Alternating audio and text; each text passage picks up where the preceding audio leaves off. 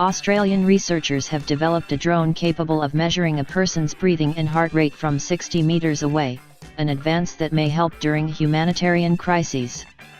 The researchers led by Chahl from the University of South Australia, UniSA, showed that the drone was able to measure a subject's heartbeat by using a camera to sense the top of a person's head pulsing by approximately 1 millimeter with each beat, reports Xinhua news agency.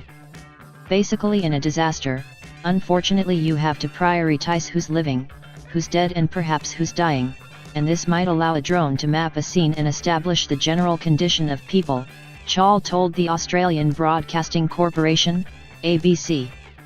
The same software could do facial recognition, measure their heart rate after climbing up some stairs in the subway, and you could do that for 100,000 people a day, Chahl said.